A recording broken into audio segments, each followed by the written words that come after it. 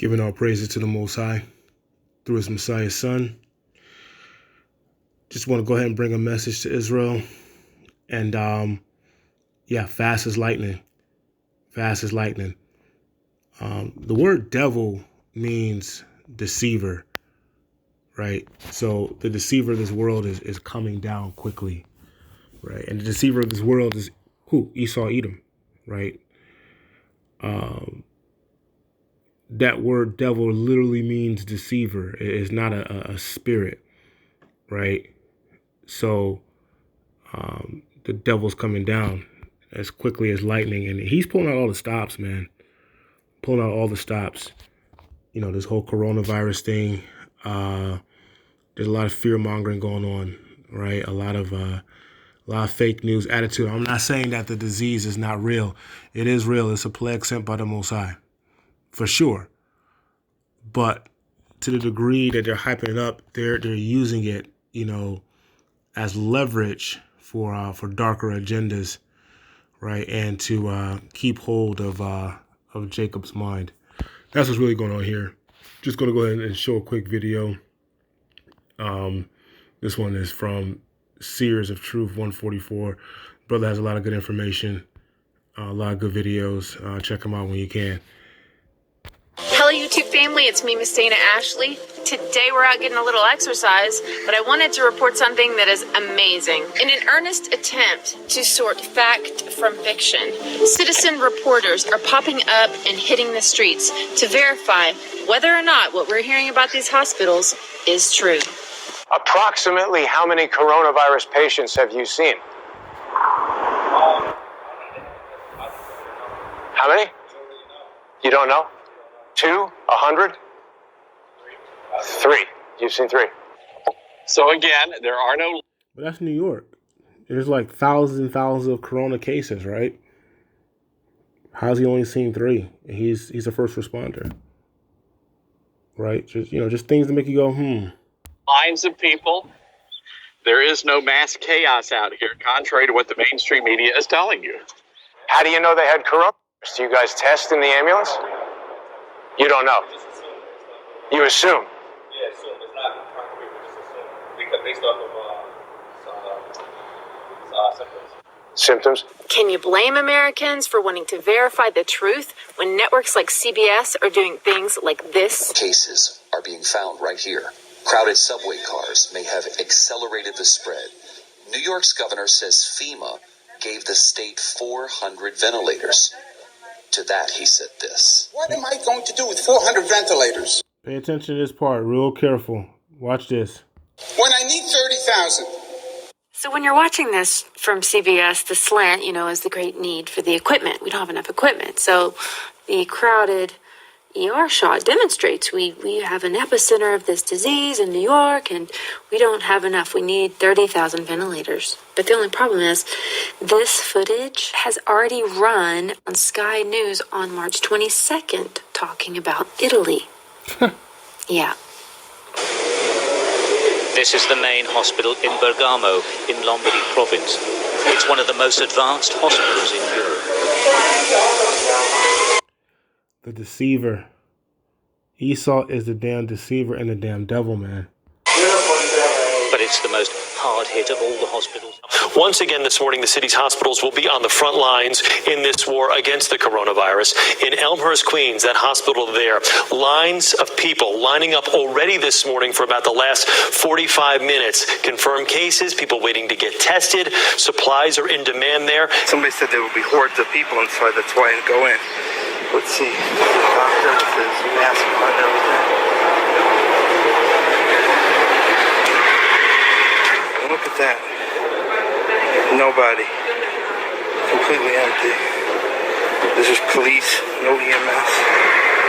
Nothing.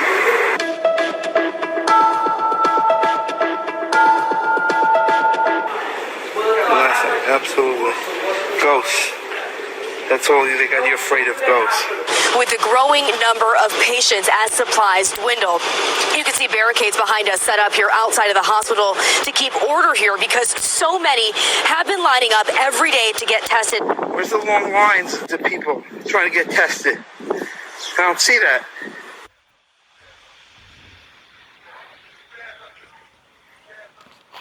I just wanted to give you guys an idea of what it looks like here in New York City. The mayor, the governor says our hospitals have been turned into war zones. Well, I want to give you an idea of what that war zone looks like here in downtown Brooklyn. So this is my neighborhood. This is the Brooklyn Hospital Center. And again, you're hearing one thing on the mainstream media, and this is what it's like in reality. This is where people normally stand up to get testing for the coronavirus. But as you can see, not much happening. And this is a hospital that serves thousands and thousands of people here in downtown Brooklyn, New York. There are no lines of people. There is no mass chaos out here, contrary to what the mainstream media is telling you. Here's those tents they had set up. This is what you see in the news. At Elmhurst Hospital, lines of people outside wait to get tested. A refrigerated truck has now been brought in here, a makeshift morgue. Here's the refrigerated truck for the dead people, but no action. Ambulances have seen a surge in calls, responding to nearly 5,800 Thursday. We'll park the ambulances. No patients. Nobody's rushing anywhere. In fact, we've got a couple of ambulances here waiting to be called into action. Here's some crazy busy guys. Yep, they're on their cell phone, watching Netflix. And officials say this, unfortunately, is just the beginning.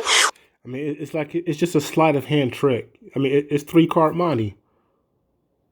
Just a sleight of hand trick. First you see it, now you don't. Show you something, then move it around. Crazy. With the crisis expected to last to 4 months and the peak of it all still on the horizon. We are live in Elmhurst, Queens this morning. Rena Roy, CBS 2 News. Rena, thank you. Absolutely. Ghosts. That's all they got you afraid of, ghosts. What? Oh, no problem. Phyllis and William Mack Pavilion here on 7th Avenue. There's one guy in the waiting room. It's not too crazy. And as you see, there's an emergency sign, open 24/7, and new people. We control the disease by controlling the information. You can't protect the public by lying to them. It's done every day. Walk-in healthcare clinics around the state say they've been overwhelmed by the demand for coronavirus testing, causing frustration. We were overwhelmed yesterday with the response to people wanting testing. Urgent Care Hawaii says its drive-up service was deluged by requests for coronavirus tests, some waiting as long as 4 hours. Here's my question, guys. What's the game here? You're smart people. Why are they whipping us into a panic? Why are they lying about massive lines of people at testing centers? Night after night being told there are these long lines of people being managed at the urgent care, that they're being overwhelmed. Some waiting as long as 4 hours. Actually, the president or CEO of urgent care, while I was in front of the place, was telling me, we're doing the best we can, managing these massive lines. I'm like, I'm here, lady. And there's no lines. As you can see, the ER, the hospital, is not overwhelmed. Where are all these sick people at for this quarantine? Hospital number 2. The first one was Norton East in Louisville, Kentucky. And this one is Baptist East in Louisville, Kentucky. The first one had nobody waiting in the waiting area. 2 nurses just sitting at the desk. The quarantine tent where they take the test was empty. And they're actually telling people, don't come to the hospital. Like if you feel, unless you have symptoms of COVID-19, if you feel like you have, any other thing, don't come to the hospital, right? They're turning people away from empty hospitals, right? Because the whole goal is not to heal anybody or get anybody well or get them to the hospital, get them fixed. The whole goal is what's going on right now, this quarantine, getting you in the house, keeping you in the house, right? While they set up 5G towers, 5G wiring, getting ready to shock your ass with all sorts of radiation to break down your body, to make you your immune system deficient, to be able to fight off diseases, while they spray more chemtrails, while they, prepare for full-blown martial law, getting that National Guard in place, right? About to federalize them, right? Pretty soon you'll have National Guard Humvees rolling down the street, telling you, citizen, go back into your home, right? That's what's about to happen. Look at the testing centres. This is what they're telling you testing is going on in. Where's the testing? They're empty. They're abandoned people. There is no testing going on. Where's the testing? Where is it? The show that's getting put on for you. Leo and Coveney and Simon will be down now for the photo op soon and have loads of people with masks letting on to be coming in to get tested. Look, there we are.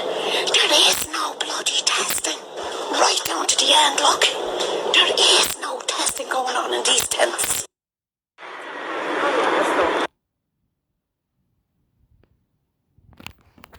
Wow. Wow.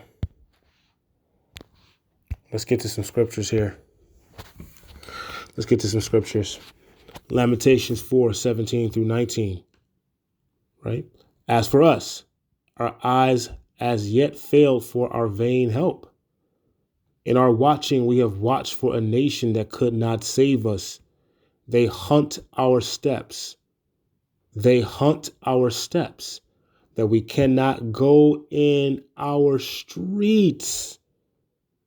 Don't tell me we're not living in those times right now. Our end is near. Our days are fulfilled, for our end is come. Our persecutors are swifter than the eagles of the heaven. They pursued us upon the mountains. They laid wait for us in the wilderness. So we're living in this right now. We are literally in quarantine and cannot go into the streets, right? Swifter than the eagles. The symbol for Esau, the so-called white man at large, is the eagle, right? The eagle. Whether it was Rome, whether it was America, that eagle is symbolic of Esau. So this is metaphorical. It is speaking of Esau, right? So they pursued us upon the mountains, right? Literally and figuratively, right? So Rome chased us into Africa, which when you are in Israel and you face south, you look into Africa, you see mountains, right? They chased us into Africa, right? They chased us, they pursued us upon the mountains, right? That's literally and figuratively. Mountains also means biblically, it can be symbolic of nation, right? Land, right? Rulership.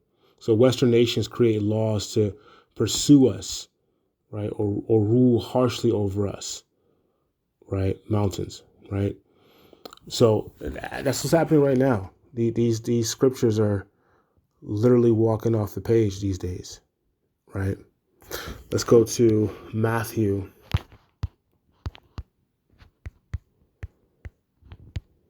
The book of Matthew, chapter 4, and we'll start at verse 8, and we'll go down to 9. Matthew 4, 8 through 9. Again, the devil taketh him up into an exceeding high mountain, and showeth him all the kingdoms of the world and the glory of them, and saith unto him, all these things will I give thee, if thou wilt fall down and worship me. So Satan has control of this world, right? Or this kingdom for now, right? So just as the Most High has a people, Satan has a people as well, a representation of him on earth. And Esau, the so-called white man, is that representation of him on earth, right? So they're in control. Okay, and they're trying to keep that control, right? But they can't do it because we already read the book. We know who wins in the end. But they're going to do everything in their power to maintain that control. Right? Revelations 12 and 12. The book of Revelation chapter 12, verse 12.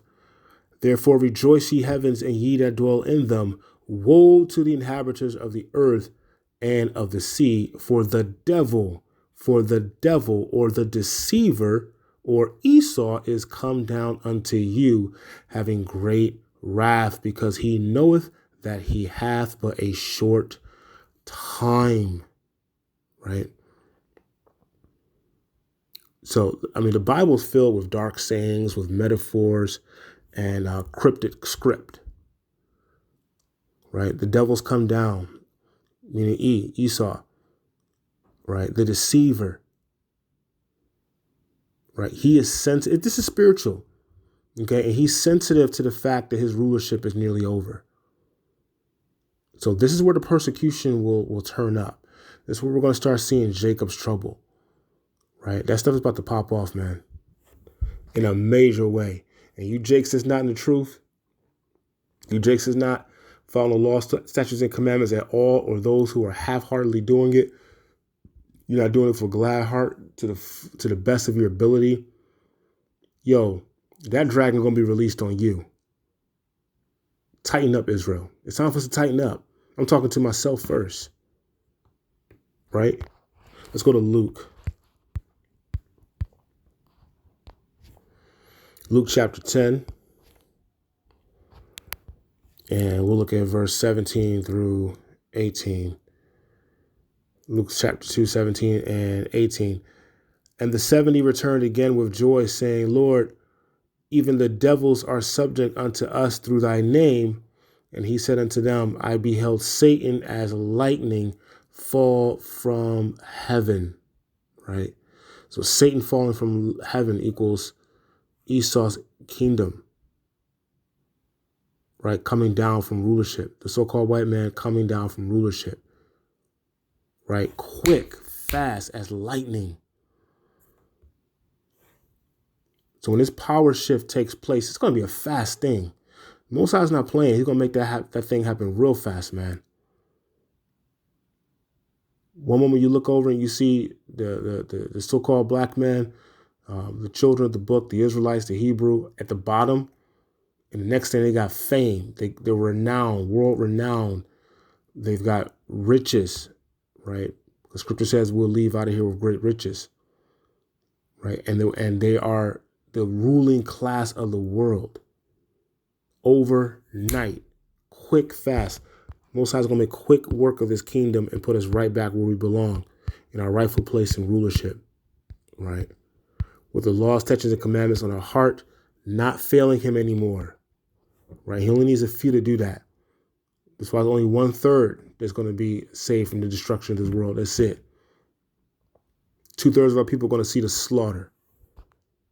Let's go to Daniel chapter 12 and verse 1.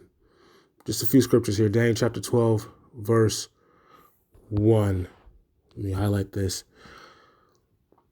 And at that time, shall Michael stand up, the great prince, which standeth for the children of thy people. And there shall be a time of trouble such as was never since there was a nation, even to that same time. And at that time, thy people shall be delivered, every one that shall be found written in the book. So much persecution. There's going to be so much persecution taking place that I just mentioned that the great prince, the archangel, Michael, meaning one likened unto power, right? He's going to have to intervene, right? He's going to have to come down and intervene. That's how bad it's going to be. He's going to come down and intervene as he did before. Let me show you where he did that before. Let's go to Exodus 23. The book of Exodus chapter 23, verse 20.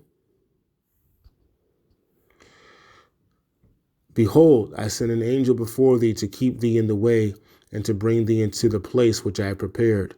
Beware of him and obey his voice, provoke him not, for he will not pardon your transgressions, for my name is in him.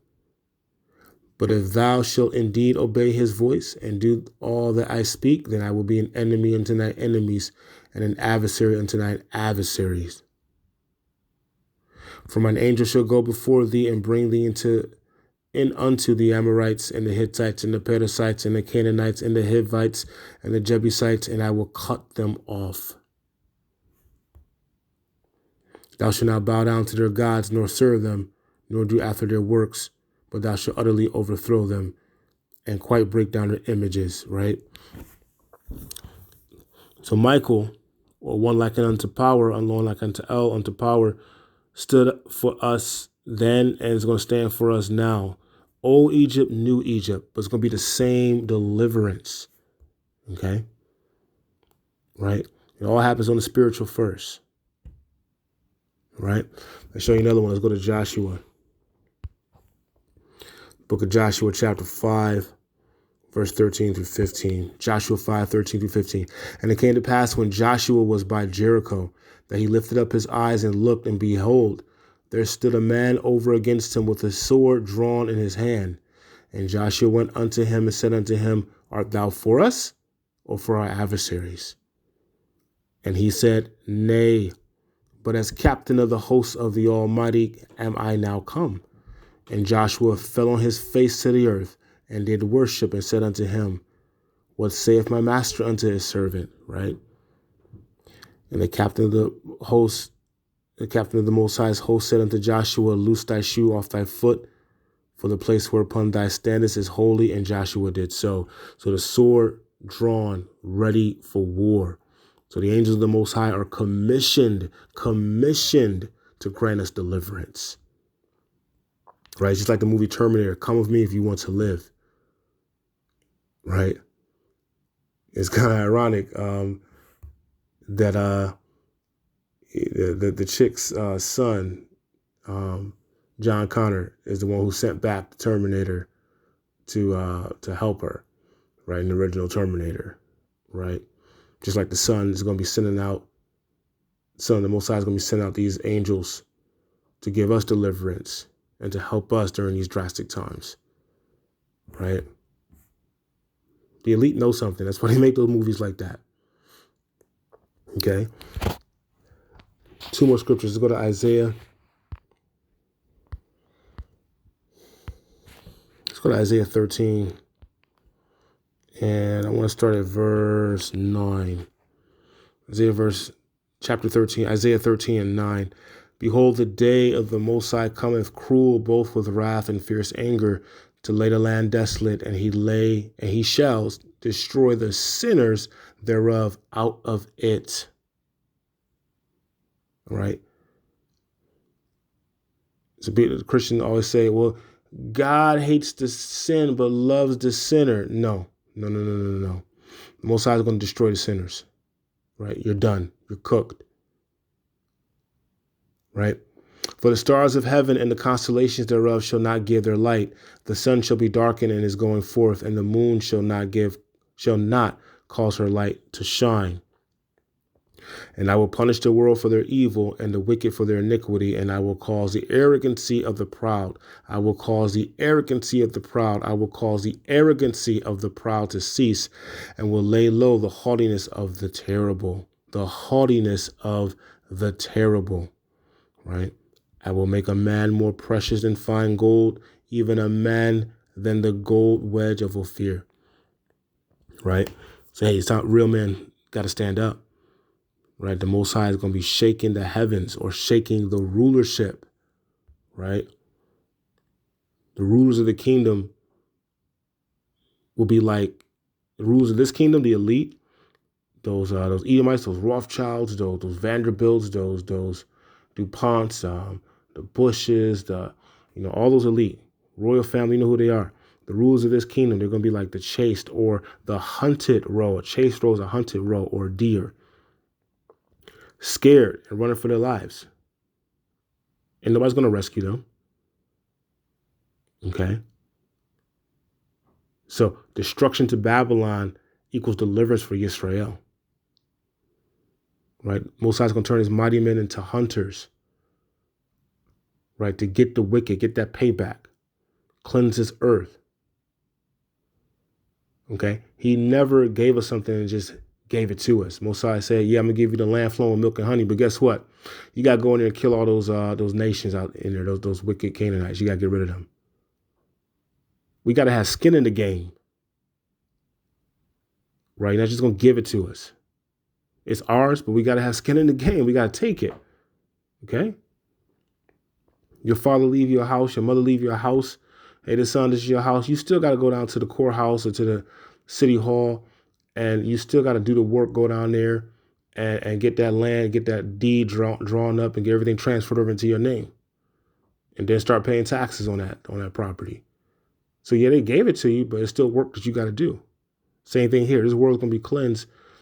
The wrath of the Most High is going to come down on Esau, but Jake got to put in that work too.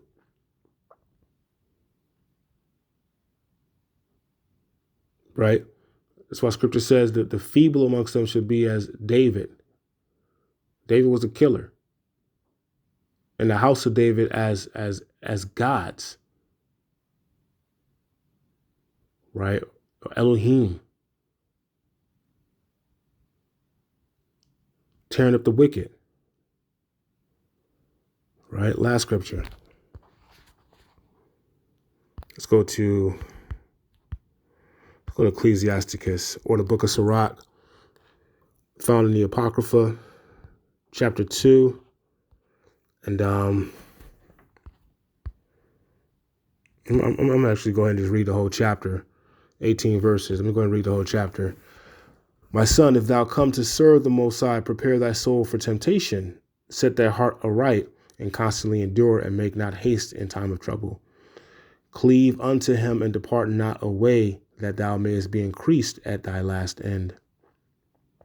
Whatsoever is brought upon thee, take cheerfully, and be patient when thou art changed to a low estate. Right? So yeah, they may take our homes and take this and that and jobs and so on and so forth. Right? You don't want to take that chip. You can't come back to work unless you have that coronavirus vaccine. Right? Yeah, you might get changed to a low estate, but be patient. Be patient. For gold is tried in the fire, and acceptable men in the furnace of adversity. We just read in the last scripture in Isaiah 13 that the Most High is going to turn men and make them like the more precious than the gold of Ophir. This is saying right here, gold is tried in the fire, right? So the real men are going to be tried. They're going to be familiar with adversity and be able to rule their households and their families and give their wives and children direction. Okay. And acceptable men in the furnace of adversity. It goes hand in hand, man. Got to go through things. Most High turn us, from boys to men. Straight up. Believe in him, and he will help thee. Order thy way aright, and trust in him. Ye that fear the Most High, wait for his mercy, and go not aside, lest ye fall. Ye that fear the Most High, believe him, and your reward shall not fail. Ye that fear the Most High, hope for good, and for everlasting joy and mercy. Look at the generations of old and see. Did ever any trust in the Most High and was confounded? Or did any abide in his fear and was forsaken? Or whom did he ever despise that called upon him? For the Most High is full of compassion and mercy, long suffering and very pitiful, and forgiveth sins and saveth in the time of affliction. So the affliction is coming. He's going to save us, right? He's going to deliver us. But you got to have faith. Watch this. Woe be to the fearful hearts and faint hands, and the sinner that goeth 2 ways. Woe unto him that is faint-hearted, for he believeth not. Therefore shall he not be defended. Woe unto you that have lost patience, and what will you do when the Most High shall visit you? Hey, you don't believe in the Most High, you're fearful, you're scared. That means you don't believe in the Most High. He's not going to protect you in these days. Trust him, trust his word, and fear not. We are commanded to be strong and courageous. Joshua 1:9.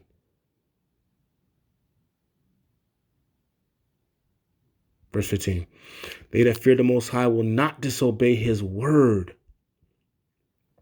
You're going to keep his commandments. And they that love him will keep his ways. They that fear the Most High will seek that which is well-pleasing unto him, and they that love him shall be filled with the law. Right? So the law is dead, Christian. The law has been nailed to the cross. Jesus delivered us from the law. Read it and weep. They that love the Most High will be filled with the law. Okay? Because that law is our protection. He's going to mark those who keep his laws and not allow the sword, the pestilence, the famine to touch his elect. Pork chop pastor should have told you this. He's not going to tell you that. Right? Only thing he's going to tell you is tithe. Which tithing is not even money. Tithing is food, according to the book. And it's not for fat back pastors, for the Levites. Right? So they can have food for themselves. They didn't have any land. Right? And they can distribute to the fatherless and the widows and the poor. That's what that's for. It's not for pastors to be riding around in Bentleys and Wraiths.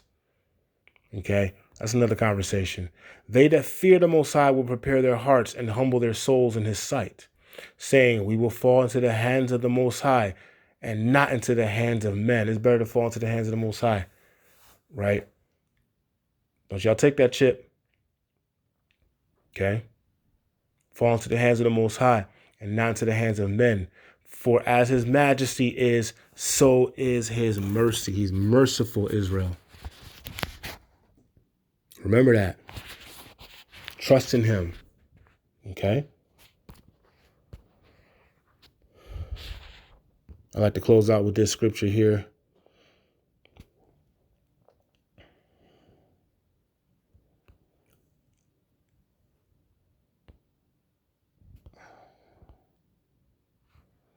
So lucky. I'm still in Ecclesiastes 12:13-14. Let us hear the conclusion of the whole matter. Fear power and keep his commandments. For this is the whole duty of man. For the Most High shall bring every work into judgment with every secret thing, whether it be good or whether it be evil. Peace and blessings to the house of Israel. Stay strong. Fast as lightning. This is going to be over, y'all.